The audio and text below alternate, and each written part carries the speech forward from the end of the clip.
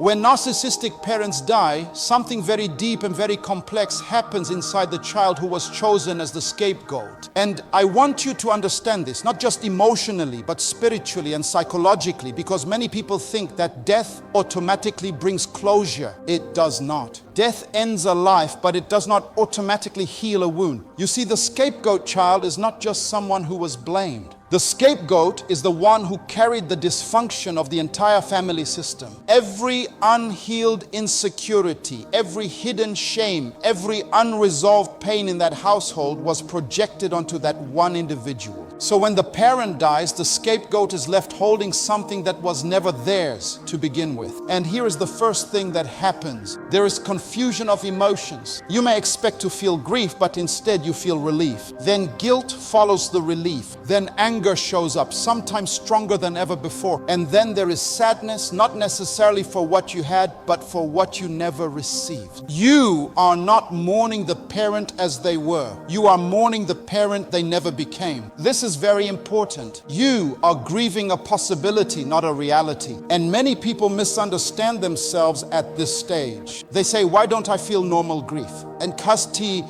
hasakai and kinsafade. But your experience was not normal love. So your grief will not follow a normal pattern. You are processing years, sometimes decades of emotional neglect, rejection, and distortion. The second thing that happens is the collapse of the role. All your life, you were assigned an identity, the problem child, the difficult one, the one who is never enough. In Kaitsasachi ba in Kansai.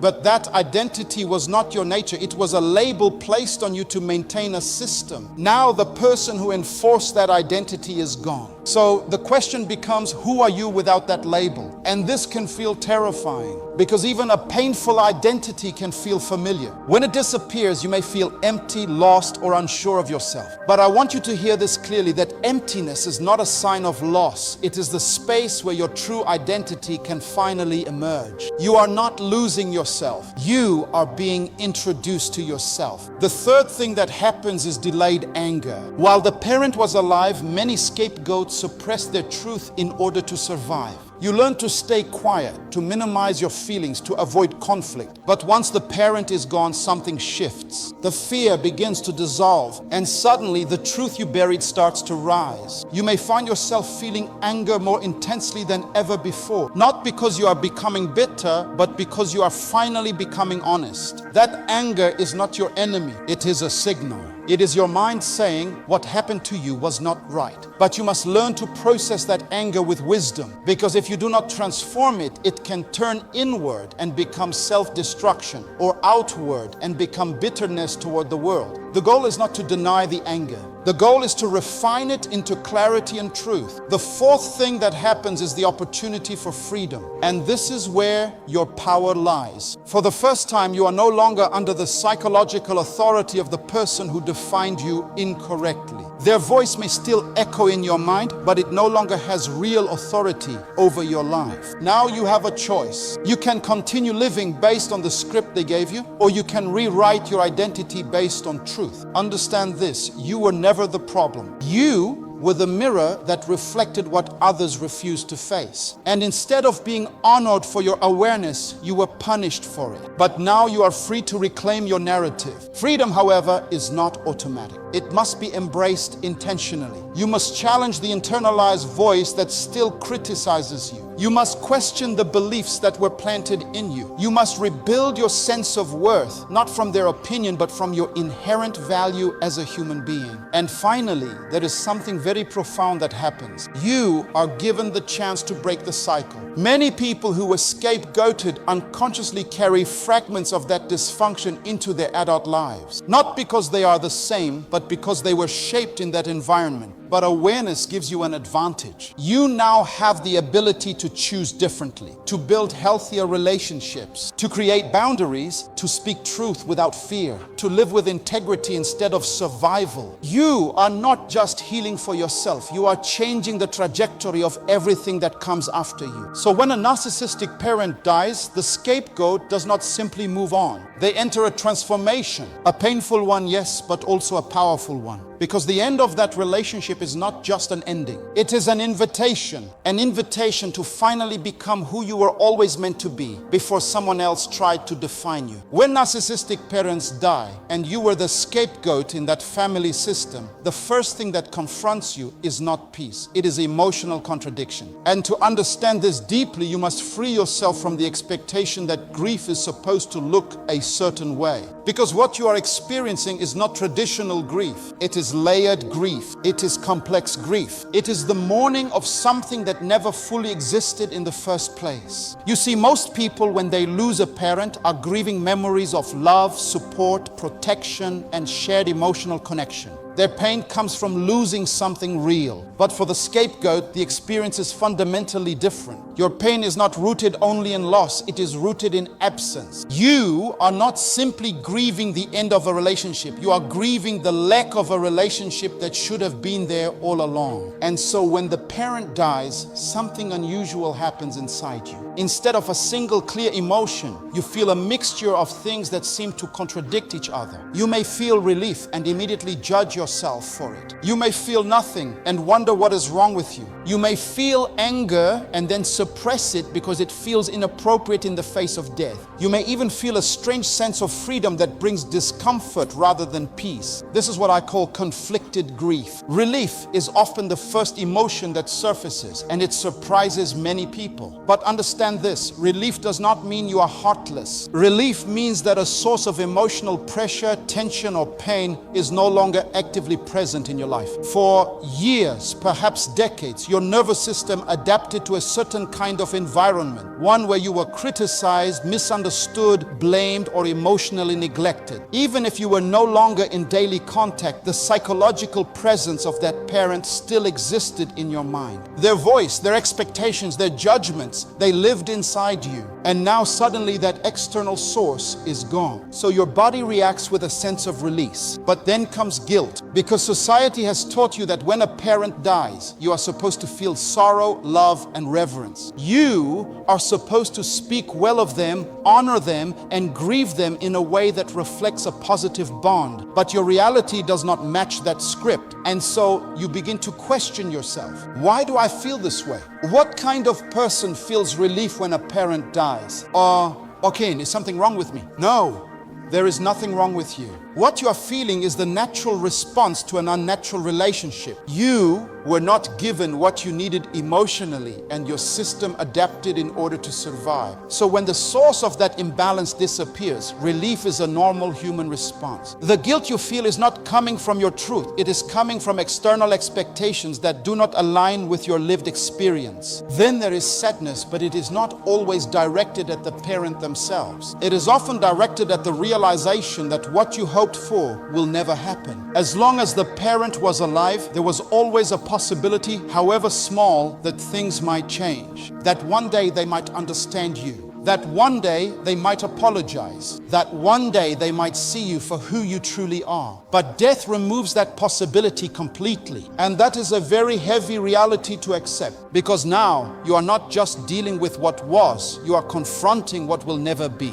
The apology will not come. The validation will not come. The moment of recognition you may have longed for, it will never arrive. So you grieve a future that has been permanently closed. And that kind of grief is deeply painful because it is invisible. People around you may not understand it. They may assume you are simply grieving the loss of a parent, but they do not see that you are grieving an entire emotional experience that you were denied. Then comes anger. And anger, in this context, is often misunderstood. It may rise unexpectedly even after the parent has passed. You may find yourself replaying memories, recognizing patterns, and seeing things more clearly than you ever did before. Situations that you once dismissed or minimized now appear in a different light. You begin to understand the extent of what you endured. And with that understanding comes anger. Not because you are becoming negative, but because you are becoming aware. Anger is often the emotion that surfaces when truth is no longer suppressed. It is the part of you that says, that was not okay. I deserve better. Kati, eti diespas ye tamingtin buse. But here is where many people struggle. They feel that anger is inappropriate because the parent is no longer alive. They think, what is the point of being angry now? Or they fear that holding on to anger makes them a bad person. But anger, when understood correctly, is not about harming others. It is about recognizing harm that was done to you. It is an emotional signal that helps you define your boundaries and reclaim your sense of self. The key is not to suppress the anger, but to process it in a way that leads to clarity rather than destruction. And then, perhaps the most difficult part of conflicted grief is the feeling of emptiness. Because when you have spent your life in a certain role, even a painful one, it becomes familiar. The identity of the scapegoat, the one who is blamed or misunderstood, becomes something you unconsciously organize your life around. Your thoughts, your behaviors, even your self-image are shaped by that role. So when the parent dies and that dynamic is no longer actively reinforced, there is a gap. And that gap can feel like emptiness. You may feel like something is missing, even if that something was painful. You may feel ungrounded, unsure of who you are without that relationship defining you. And this can lead to a sense of confusion or even anxiety. But this emptiness is not something to fear. It is space. Space that was previously occupied by dysfunction is now available for truth. Space that was filled with criticism can now be filled with self-understanding. Space that was defined by someone else's perception can now be defined by your own. But in order to use that space, you must be willing to sit with it. You must be willing to resist the urge to immediately fill it with distractions, old patterns, or external validation. Because this is the moment where healing begins, not when everything feels resolved, but when you are willing to face what is unresolved. Conflicted grief is not a sign that something is wrong with you. It is a sign that your experience was complex. It reflects the reality that your relationship with your parent was not built on consistent love and support, but on imbalance, projection, and emotional inconsistency. And so your grief mirrors that complexity. It does not follow a straight line. It does not move neatly from sadness to acceptance. It moves in waves: relief, guilt, anger, sadness, confusion, and sometimes even moments of peace. All of these emotions can coexist, and your task is not to eliminate them, but to understand them. You must give yourself permission to feel what you feel without judgment.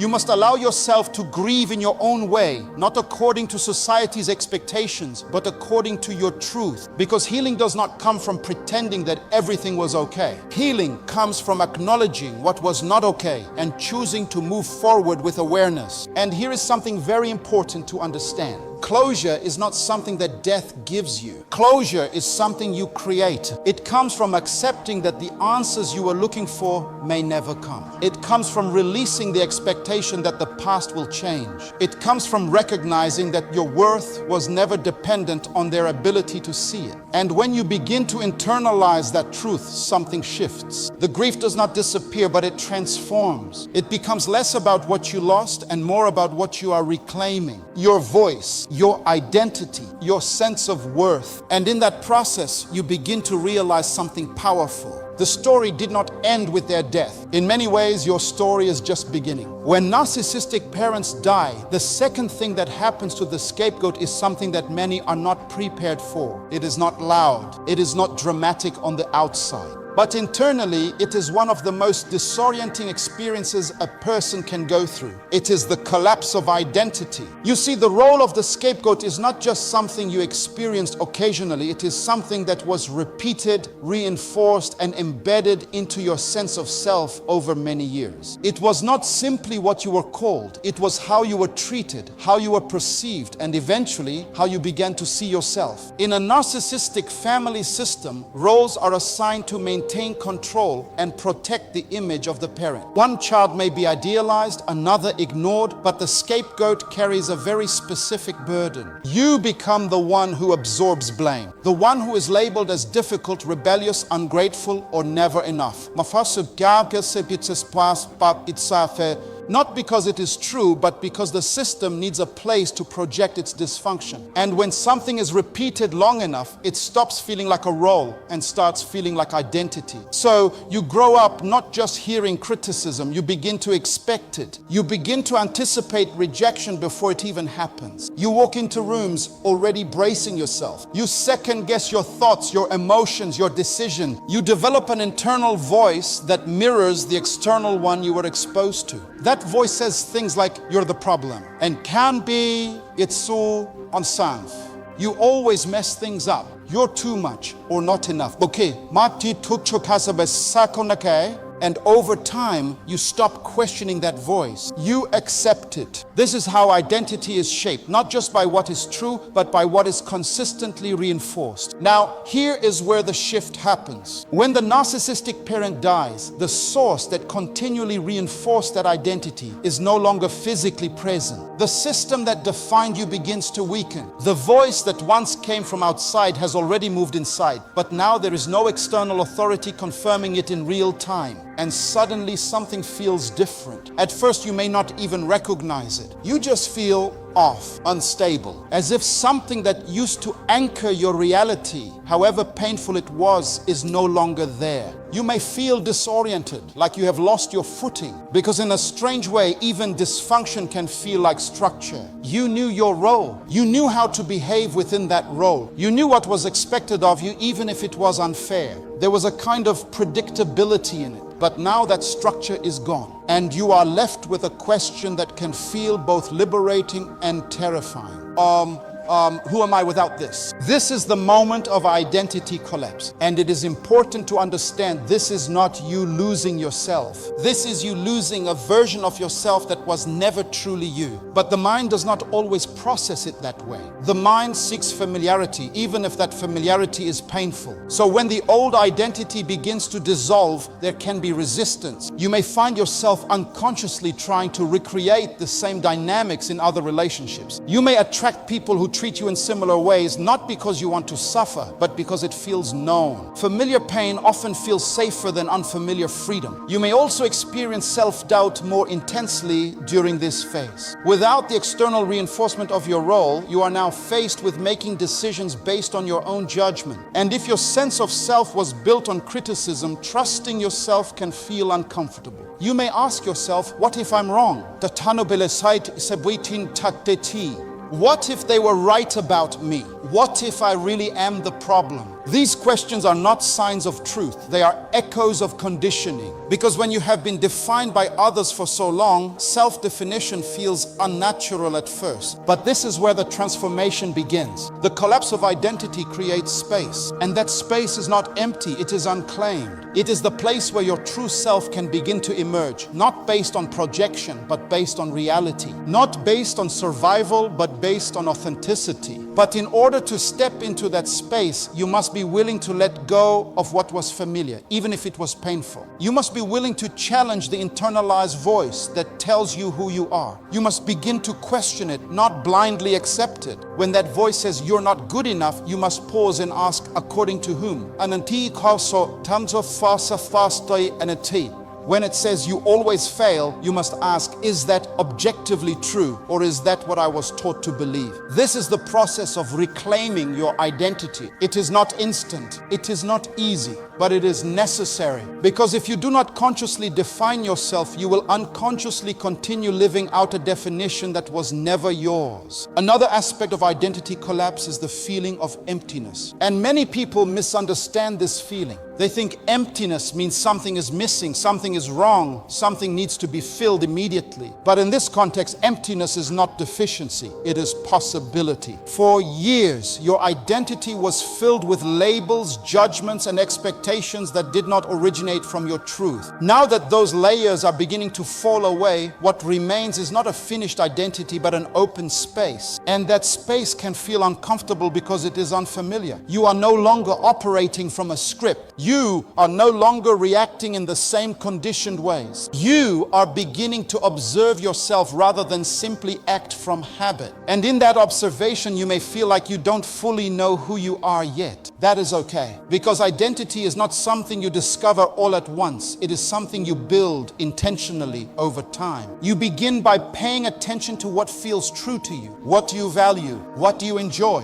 What do you believe separate from what you were taught? These questions may seem simple, but for someone who has spent years in a distorted environment, they can be surprisingly difficult to answer because you were not encouraged to explore yourself. You were conditioned to defend yourself. Now you are being invited to explore, and exploration requires patience. There is also a grieving process within identity collapse. You may grieve the years you spent believing something about yourself that was not true. You may feel sadness for the opportunities you missed, the confidence you did not have, the version of yourself that was suppressed. And that grief is valid, but it is important not to stay there. Because while you cannot change the past, you can change the meaning you give to it. You can begin to see that the role you were given was not a reflection of your worth. It was a reflection of the environment you were in. And that realization is powerful because it separates who you are from what you experienced. You are not the label. You are not the role. You are the person who carried it and now has the ability to put it down. And here is where responsibility comes in. Freedom without responsibility leads to confusion, but freedom with responsibility leads to transformation.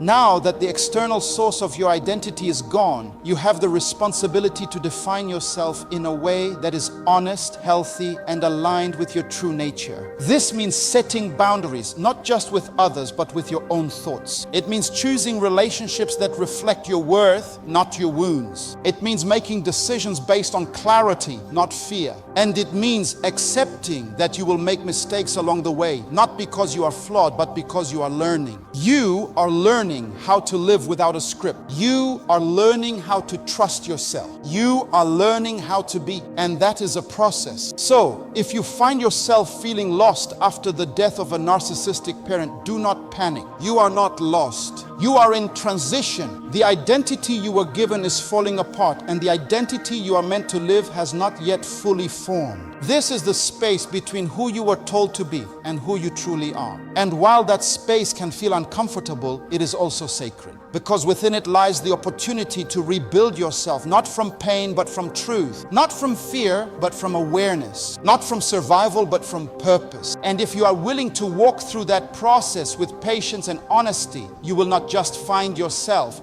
You will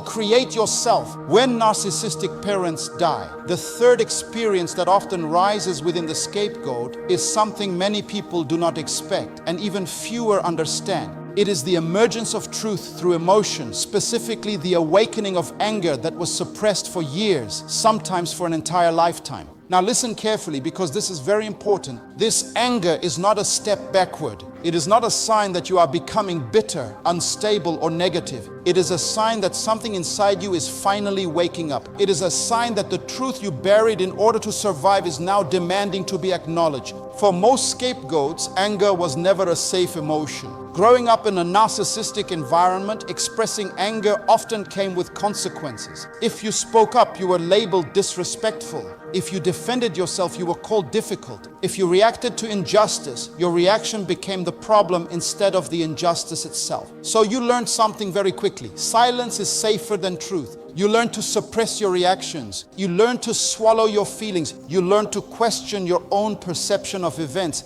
And over time, you became skilled at minimizing what you felt in order to maintain some level of peace. But understand this, suppressed emotion does not disappear. It does not vanish just because you ignore it. It is stored. It settles into the body, into the subconscious, into your patterns of thinking and reacting. It shows up in subtle ways, in anxiety, in self-doubt, in people-pleasing, in the inability to set boundaries. It shapes how you see yourself and how you interact with the world. And for a long time, that suppression continues because the environment requires it. As long as the narcissistic parent is alive, there is often an underlying sense of psychological pressure. Even if you are no longer in direct contact, their presence still carries weight. There is still a sense of consequence, of expectation, of unfinished tension. But when they die, something shifts. The external authority disappears. And with that disappearance, the internal barriers that kept your truth contained begin to weaken. And suddenly what you buried begins to rise. Memories come back with clarity. Situations you once dismissed now feel different. You begin to see patterns that you could not fully see before. You start connecting the dots between your experiences and your current emotional state. And with that awareness comes anger. But this anger is not random. It is not baseless. It is not something to be feared. It is information. It is your mind and body saying, what happened to you mattered. What you experienced was not okay. You were not imagining it. And for many scapegoats, this realization is both empowering and overwhelming at the same time. Because on one hand, there is validation. There is a sense of finally seeing the truth without distortion. But on the other hand, there is the weight of realizing how much you endured without being able to fully process it at the time. You may find yourself asking questions like, why didn't I see this sooner? Why didn't I stand up for myself? Why did I tolerate this for so long? But these questions, if not approached with compassion, can turn into self-blame. And that is not the purpose of this awakening. You must understand, your past responses were not weakness. They were survival strategies. You did what you needed to do in order to navigate an environment where your voice was not safe. You adapted, you endured, you found ways to cope, and now you are no longer in that same environment. So your system is adjusting. It is releasing what it could not release before. And that release often takes the form of anger. Now here is where many people struggle. They feel that their anger is coming too late. They think, what is the point of being angry now? The person is gone. There is nothing I can do about it, and so they try to suppress it again. But if you suppress it now, you are repeating the same pattern that kept you stuck in the first place. Because the purpose of this anger is not to change the past. The purpose is to change your relationship with the past. It is to allow you to fully acknowledge what you experienced without minimizing it, without denying it, without explaining it away. It is to help you draw a clear line between what was acceptable and what was not. And that clarity is essential for healing, because without it, you remain vulnerable to repeating similar dynamics in your life. Now, there are two paths that anger can take. If it is left unprocessed, it can become destructive. It can turn into bitterness, resentment, or a generalized distrust of others. It can lead to isolation or to patterns of reacting rather than responding. But if it is processed with awareness, it becomes something entirely different. It becomes clarity. It becomes self-respect. It becomes the foundation for boundaries. Healthy anger does not seek to harm. It seeks to protect. It says, I will not allow this again. It says, I deserve better than what I experienced. It says, my feelings matter and I will not ignore them anymore. And this is where transformation begins. Because for the first time, you are not suppressing your truth. You are standing in it. You are allowing yourself to feel what you were not allowed to feel before. You are giving yourself permission to validate your own experience rather than waiting for someone else to do it. And that is powerful, but it is also a process. There may be moments where the anger feels intense, even overwhelming. You may feel it in your body, in tension, in restlessness, in a surge of energy that you do not quite know how to direct. And this is where you must be intentional. You must find ways to express and process that anger in a way that is constructive. This may involve writing, speaking, reflecting, or even seeking guidance from someone who understands this kind of experience. It may involve revisiting memories and allowing yourself to feel what you could not feel at the time. Not to stay stuck in the past, but to release it. Because unprocessed anger keeps you tied to what hurt you. Processed anger sets you free. Another important aspect of this awakening is the shift in perception. As your awareness grows, you may begin to see not only your parent differently, but your entire family dynamic. You may recognize patterns that you did not notice before. You may understand how certain roles were maintained, how certain behaviors were normalized, how certain truths were ignored. And this can be both enlightening and isolating, because not everyone around you may be ready to see things the way you now see them. Some may continue to defend the past. Some may minimize your experience. Some may resist your clarity because it challenges their own understanding. And in those moments, your anger may be triggered again. But this is where your growth is tested, because now you have the opportunity to respond differently. You no longer need to fight for validation from those who are unwilling to see. You can stand in your truth without needing everyone to agree with it. That is maturity. That is strength, and that is freedom. So do not fear this phase of rising anger. Do not judge yourself for it. Do not rush to get rid of it. Instead, listen to it. Learn from it. Let it guide you toward a deeper understanding of yourself and your boundaries. Because what you are experiencing is not a breakdown. It is a breakthrough. It is the moment where your voice, which was once silenced, begins to speak again. And as that voice becomes clearer, stronger, and more grounded in truth, you will find that the anger begins to change. It becomes less about what happened and more about what you will no longer allow. And in that shift, you move from reaction to intention, from pain to power, from silence to truth. And that is where real healing begins. When narcissistic parents die and you have lived your life as the scapegoat, the fourth stage is not just emotional, it is transformational. It is the stage where everything you have experienced, everything you have processed, and everything you have come to understand begins to converge into one powerful reality. You are now free. But listen carefully, because this is where many people misunderstand freedom. Freedom is not the absence of the past. Freedom is the responsibility of the present. When the narcissistic parent is alive, even if you are distant from them, there is often an invisible weight that still exists. Their voice, their judgment, their expectations, they linger. They shape how you think, how you feel, and how you respond to life. Even in their absence, their influence can feel like authority. But when they die, something shifts at the deepest psychological level. That authority is broken, not just physically, but symbolically. For the first time, there is no longer a living source reinforcing the identity they placed on you. There is no longer a figure in the world who holds that same position of control over your narrative. And that creates something very powerful, a doorway into freedom. But here is the truth that must be understood. Walking through that doorway is your responsibility. Because while the external authority is gone, the internalized version of it often remains. You may still hear their voice in your thoughts. You're not good enough. You'll fail. You're the problem.